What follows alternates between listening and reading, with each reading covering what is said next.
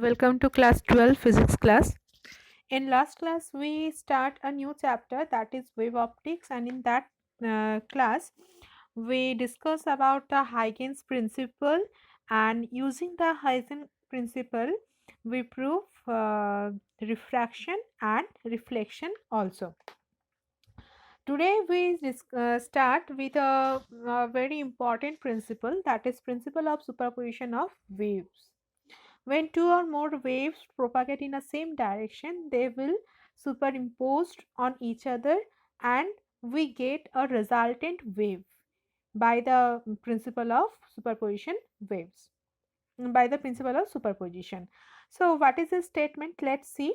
The when a number of waves traveling through a medium superpose on each other, the resultant displacement at any point at a given instant is equal to the vector sum of the displacement due to the individual waves at that point.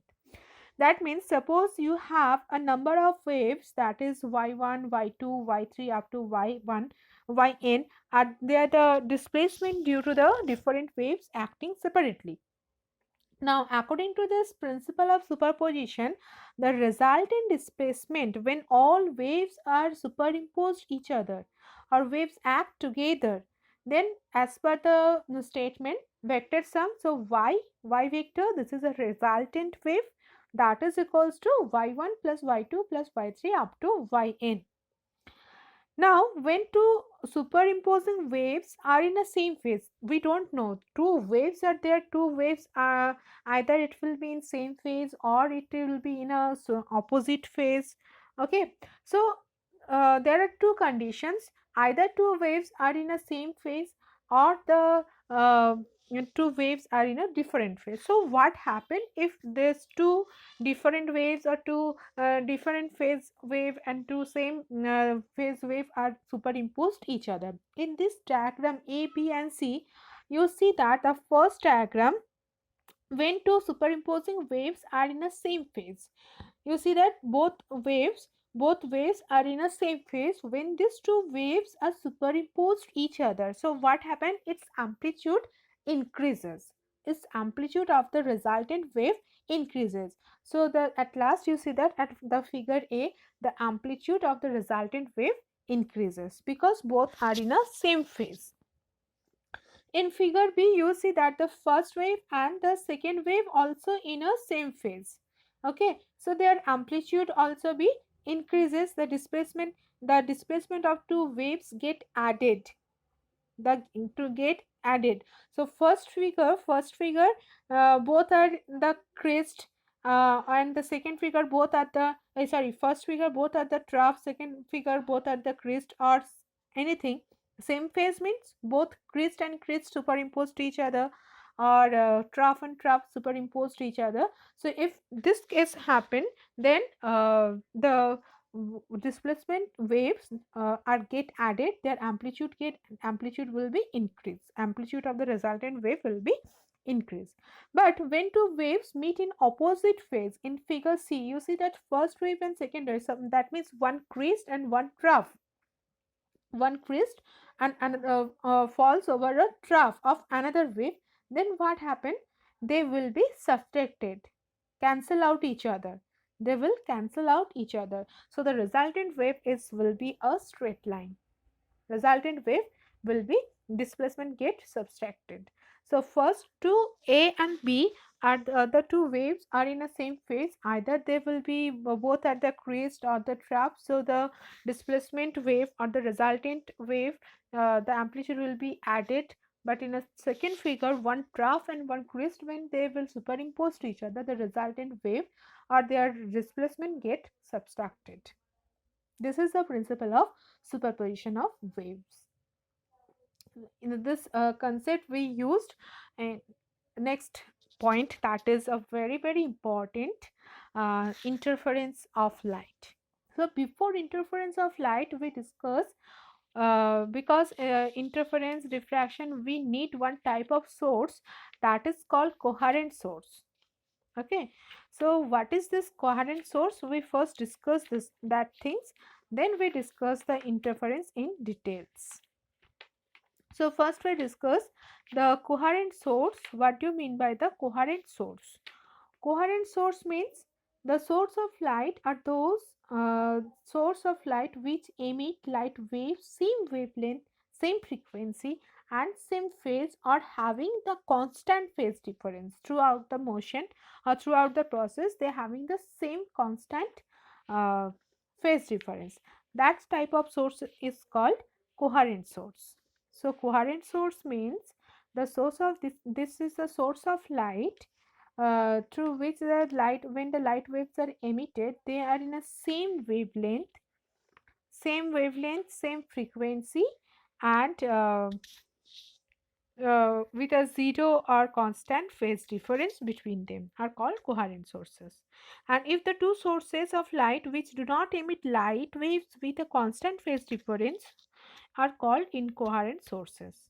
So in that processes we use the coherent sources. Okay.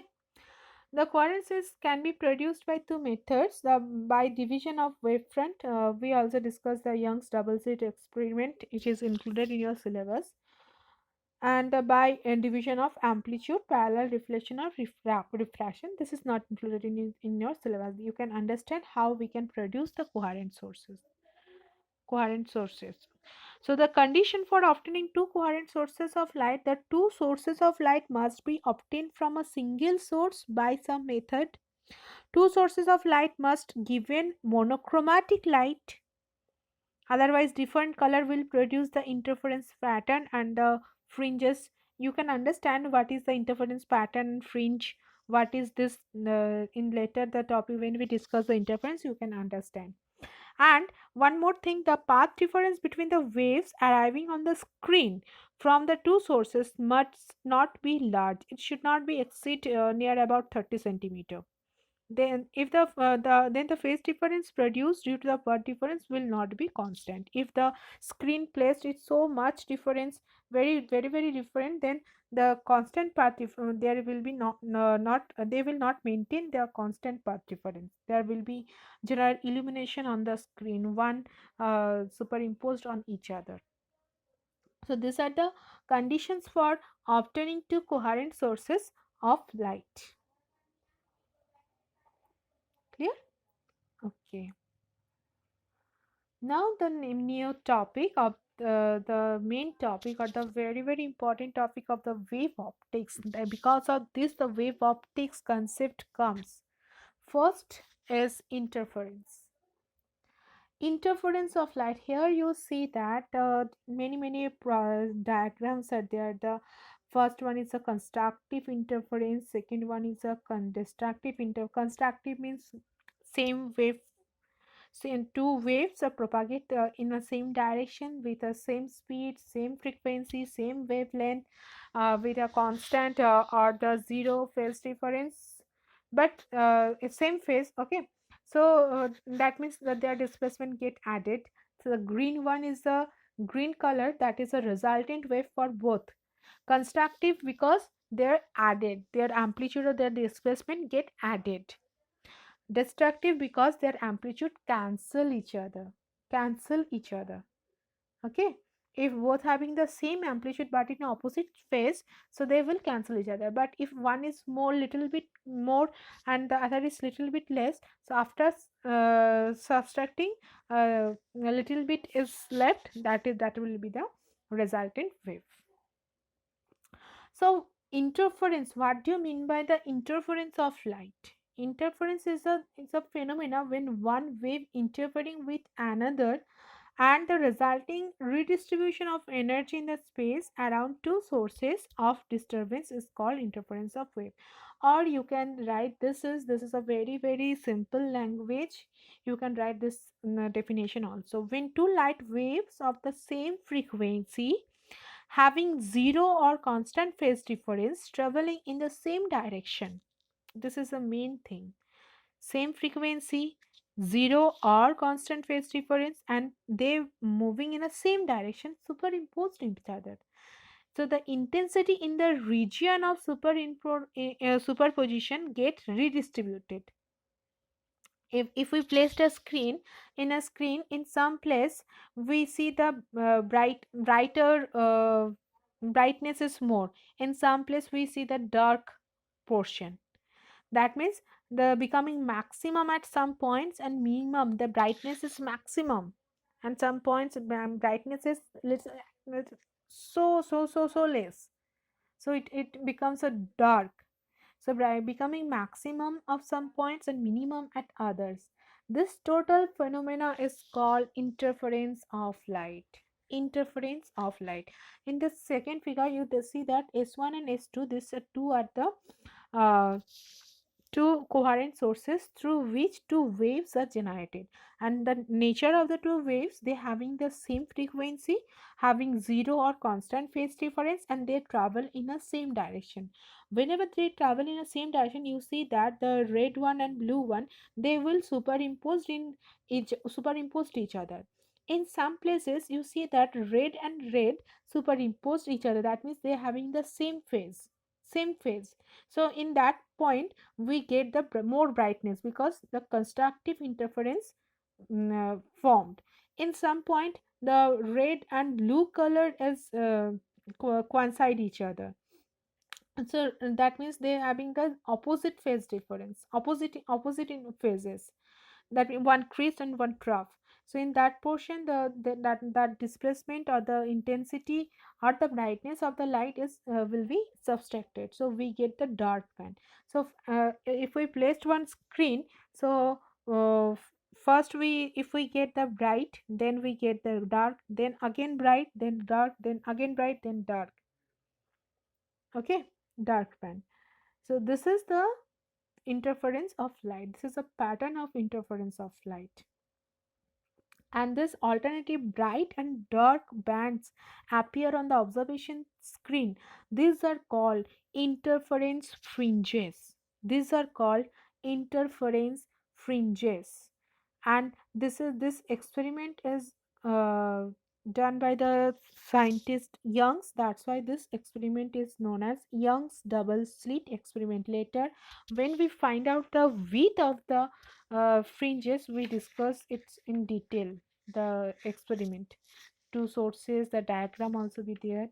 Okay, so uh, in on the screen we get one constructive interference, that means intensity becomes maximum.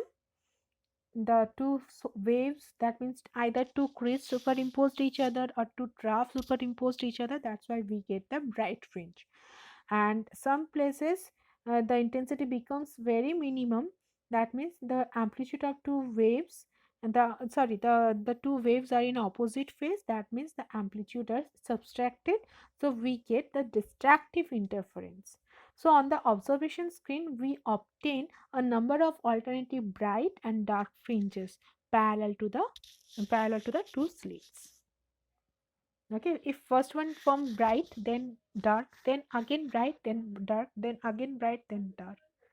This will happen in this experiment. This experiment is called Young's double slit experiment. Thomas Young's was the first person to demonstrate experimentally the interference of light, the pattern. And after this experiment, we observe this interference fringes, the alternative bright and dark fringes. Now there are some conditions when we get the constructive interference, when we get the mathematically. We understand constructive means amplitude more, that means two waves are in same phase, and destructive means opposite phase. But mathematically how we can prove the condition for constructive and destructive interference. So before we discuss the condition, first we have to learn the theory of interference. That means first we find out the resultant wave equation. From that we find out the intensity, one expression of intensity. After that we find out the condition for constructive, and because that equation we use in that to find out the condition for constructive and the destructive interference. So We consider two light waves superimposed each other. They will form by two coherent sources S1 and S2 at any time t.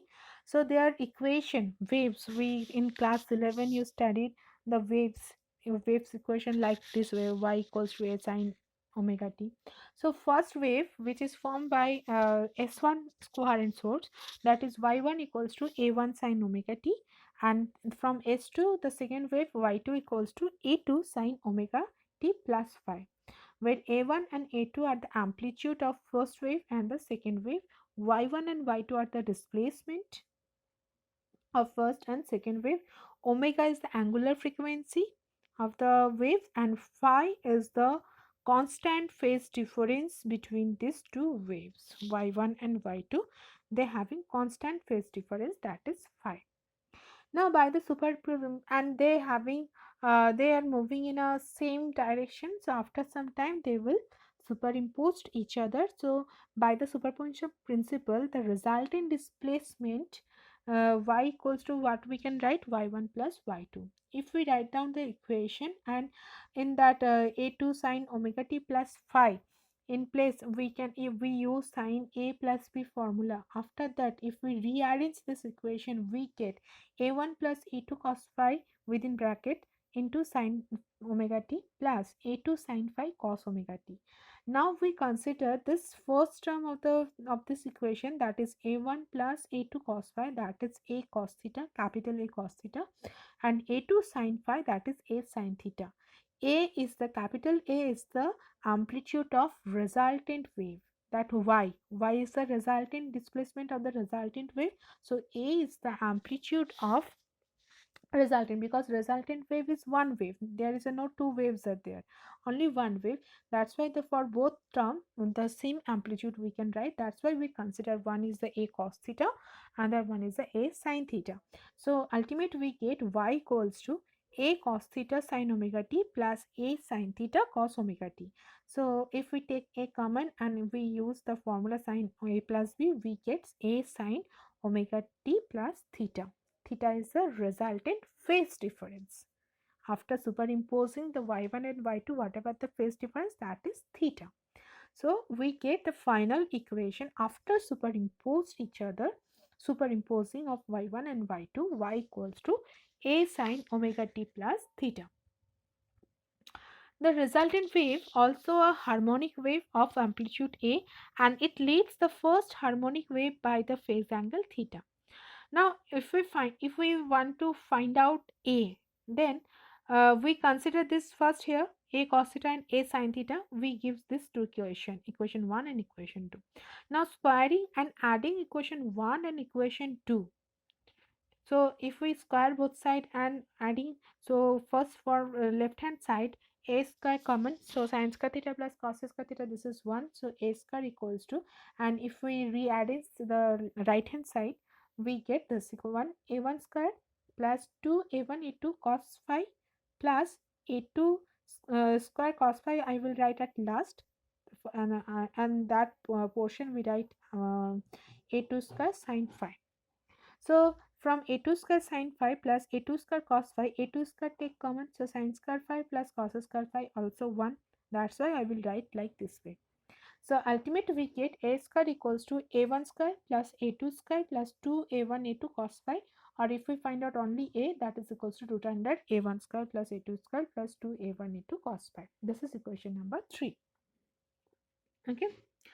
But mainly we use that equation a square equals to a1 square plus a2 square plus 2a1 a2 cos phi, not the root under equation. But that is a equation for amplitude, resultant amplitude. Now we know that the intensity of a wave, we also studied in class 11 in wave chapter. The wave intensity is I is directly proportional to the square of the amplitude, I proportional to a square. So in proportional sign, if we want to write the equation, so we have to multiply with a constant term, that is k. So I equals to k a square. So for a1 and a2, for y that two waves, so if we can write I1 equals to k a small a1 square and I2 equals to k small a2 square. So in equation 3, not equation 3, before that equation, if we put it over there, so we get k square plus k a1 square plus k a2 square plus 2 a1 a2 in place we can write, because root k into root k, that is k. That's why I will write here root over k into a1 plus root over k into a2 into cos phi. Now in place of a1 we can write I1 by k, and so I root under I1 by k and a2 equals root under I2 by k. If we put it over there and if we simplify this equation, we get the equation number 4. Now that is I equals to I1 plus I2 plus 2 root under I1 plus I2 into cos phi. This equation gives us the total intensity at a point where the phase difference is phi. Here I1 and I2 are the intensities which are two individual sources produce of their own, that is Y1 and Y2.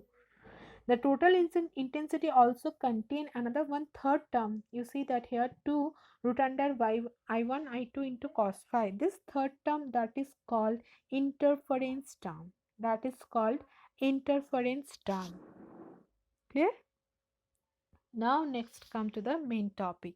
Condition for constructive interference and destructive interference. Constructive means added, destructive means subtracted. So the resultant intensity at some point will be maximum when cos phi equals to 1. In mathematics you can also, I think you studied, if cos phi equals to 1, then phi equals to, we can write 2 into n into pi. 2 into, this is a condition for cos, 2 into n into pi, where n value started from 0, comma 1, comma 2, comma 3 up to goes on. So if n equals to 0, that means phi is 0. If n equals to 1, then phi equals to 2 pi. If n equals to 2, then phi equals to 4 pi. 3, then 6 pi, like this way. So the corresponding path difference, the formula for path difference means from two sources, whatever the path they will travel, the two waves y1 and y2, so little bit difference also be present, okay. When we discuss the width, when we find out the width of the interference fringes, you can understand it's very clearly. The path difference, suppose from one source to the screen, it will take the distance between them is 5 meter. From second source to the screen, they will travel in a same point, towards the same point they will superimposed on the screen, same direction, and from the second source that screen will be suppose 6, okay. So sorry, 6 meters, 5 is a, so what is the path difference between that two waves? 6 minus 5, that is 1 meter. So the formula for path difference is denoted by P. P equals to lambda by 2 pi into phase difference. This is a formula to find out the path difference. P equals to lambda by 2 pi into phase difference. Phase difference, that is phi. So phi equals to, we can find out 2 pi P by lambda. So phi value already we find out, that is 2 into n into pi. So 2 pi cancel each other. So P equals to, we get n lambda. The path difference, that is equals to n lambda, and n value started from 0, 1, 2, 3 goes on. So we can say that the resultant intensity at a point is maximum when phase difference, when the phase difference between two waves is an even multiple of pi, that is 2n pi, even multiple of pi, or the path difference, it is an integral multiple of wavelength lambda. If n equals to 1, 1 lambda, 2 lambda, 3 lambda. So integral multiple of wavelength lambda path difference. And if you define it in terms of phase difference, it has a even multiple of, because if you put 1, then 2 pi, if you put 2, n equals to 2, 4 pi, then 6 pi, then 8 pi. So even multiple of pi. Now for constructive interference, if we find out the intensity, we know that intensity is maximum here.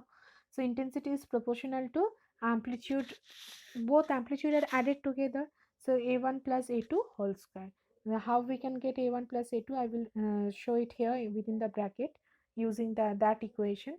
Here this a square equals to a1 square plus a2 square plus 2a1 a2 cos phi. So how can we get a1 plus a2 square? I will write it here. So in for constructive interference, the intensity is maximum because both amplitude are get added. So I max equals to proportional to a1 plus a2 whole square. Okay. Now condition for destructive interference. Destructive interference means both waves are in a opposite phase. So same thing here, the resulting intensity will be minimum here, minimum when cos phi equals to -1. So -1, that means phi equals to 2n plus 1 into pi, 2n plus 1 into pi. Here I will write two process here. You write, see that in both processes are okay, but little bit difference is there.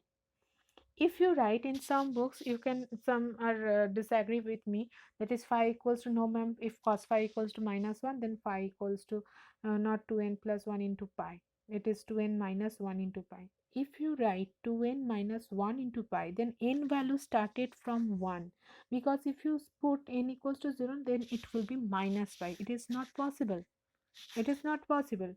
So if you write phi equals to 2n minus 1 into pi, then you can write n value started from 1, 2, 3 go onwards.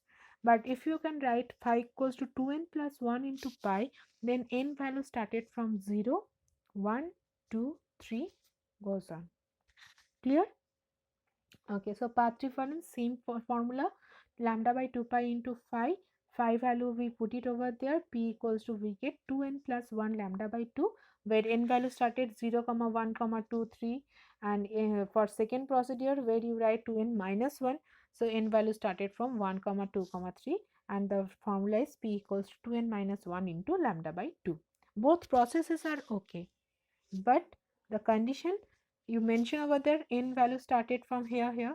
So first process, if you write plus 1 to n plus 1, n value started from 0, and if you write n to n minus 1, n value started from 1. Just these things you keep it in your mind. Other lines or other steps are similar. So we can say that the resultant intensity at a point is minimum when the phase difference between two waves is an odd multiple of pi. Because if we take first equation, 2n plus 1 into pi, n value is 0, then it is pi. If 1, then 3 pi. If 3, then if 2, then 5 pi. If 3, then 7 pi. So this is a odd multiple of pi phase difference. And if we define the in terms of path difference, it is an odd multiple of lambda by 2. Odd multiple of lambda by 2. Okay. So this is the condition for destructive interference. Intensity for destructive interference, because here intensity is minimum, I minimum proportional to, they will subtracted each other. So two superimposed each other, that's why a1 minus a2 whole square. In this case, a1 plus a2 whole square, here a1 minus a2 whole square. How we can get, I will show it here also. In place of cos phi, if you put the -1, then you get a1 square plus a2 square minus 2a1 a2, and this is a formula for a1 minus a2 square. And here in place of cos phi, you put plus 1, because at first line I will write cos phi equals to 1. So it is get a1 plus a2 whole square. So this is the conditions for uh, constructive interference as well as for the destructive interference. Clear? Okay, so in next class, we studied the theory of interference fringes. We find out the fringe width with some derivation. Okay, and some numericals also be there related to that fringe width. After that, we studied the diffraction of light. Because polarization is not there, this year polarization not included in your syllabus. So if you have any problem, please write in the comment box. Thank you very much. Stay safe, stay in home, stay healthy. Tata, bye bye. Have a good day.